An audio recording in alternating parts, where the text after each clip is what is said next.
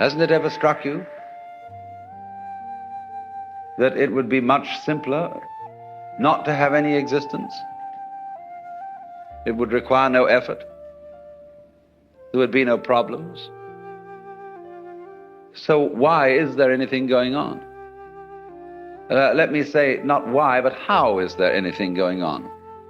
Because if it's all fundamentally a drag,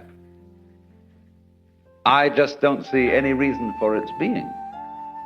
Everything would have committed suicide long ago and to be at rest. We might work on this possibility, then,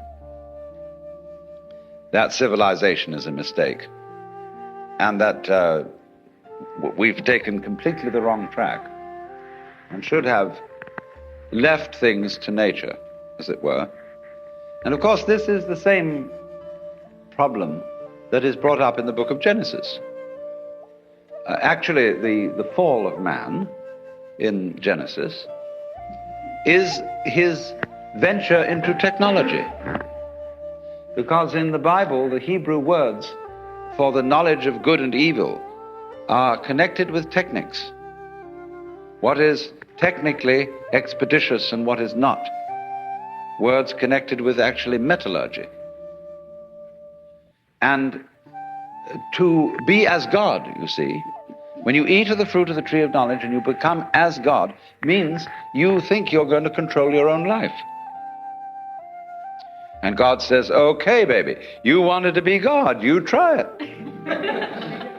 But the trouble with you is you've got a one-track mind. And therefore you can't be God. To be God, you have to have a infinitely many-tracked mind, which is, of course, what your brain has, you see. The brain is infinitely many-tracked, but consciousness is not, it's one-tracked. As we say, you can only think of one thing at a time. And you cannot take charge of the universe with that kind of a consciousness, because there's too much of it. As I explained before, too many variables.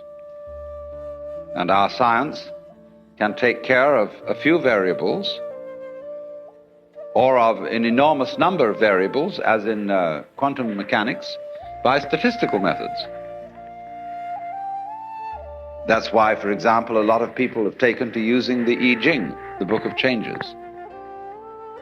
Because if you're tossing a coin to make your decisions, and everybody does fundamentally make their decision by tossing coins, it's better to have a 64-sided coin than a two-sided coin. The I Ching gives you 64 possibilities of approach to any given decision instead of just two. Yes or no. It's based on yes or no, because it's based on the yang and the yin. But in the same way that digital computers use a number system which consists only of the figures 0 and 1, out of which you can construct any number. And this was invented by Leibniz, who got it from the Book of Changes. It's amazing how this book is somehow always with us. But this then is a way of helping your own multivariable brain arrive at decisions, cooperating with your own mind. Because then again, after you've tossed your 64-sided coin, the oracle that you read that explains each particular hexagram in the Book of Changes is a sort of Rorschach blot. It is very laconic remarks into which everybody reads just exactly what they want to read. But that helps you make a decision by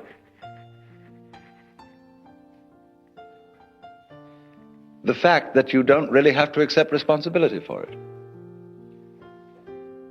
See, then you can say, it told me. I consulted the oracle. Same way when you go to a guru. You say, my guru is very wise and he has instructed me to do this, that, and the other. But it was you who decided on this guru. How did you know he was a good one? You gave him his authority because you picked him out. It always comes back to you.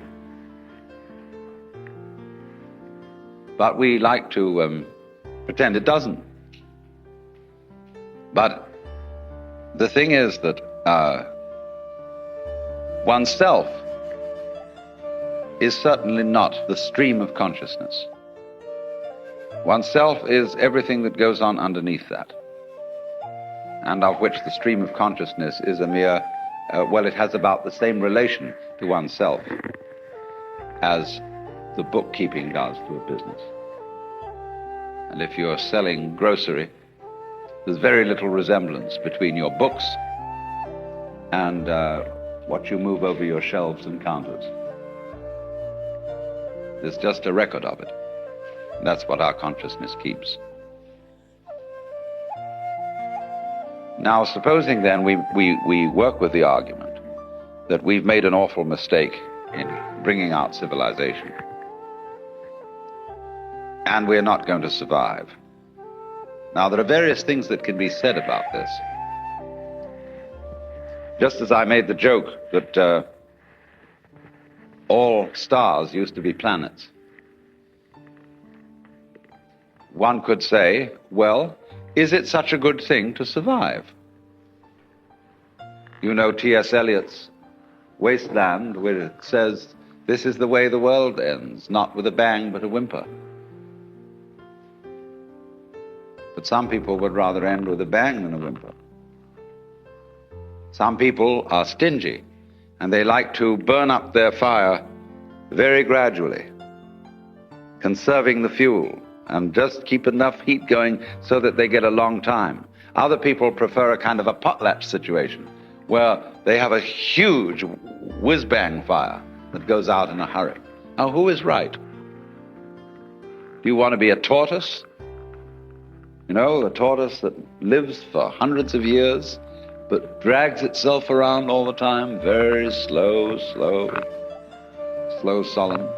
Or would you rather be some little hummingbird, see, that dances and lives at a terrific pace?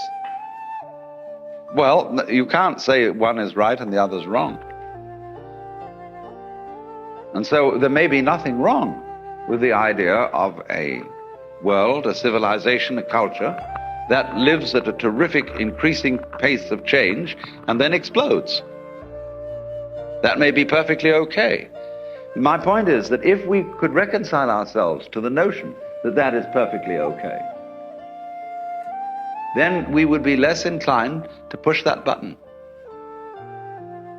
It's the anxiety. If you cannot stand anxiety, and if you cannot simply be content for issues to be undecided, you are liable to push the button because you say, let's get it over with. So then, let's say, well, civilization wasn't really a mistake. It was just as natural as anything else. A being that exists under conditions of illusion, that imagines that it's controlling its own destiny, that thinks it's capable of improving itself, and by virtue of this illusion destroys itself rapidly in an interesting way.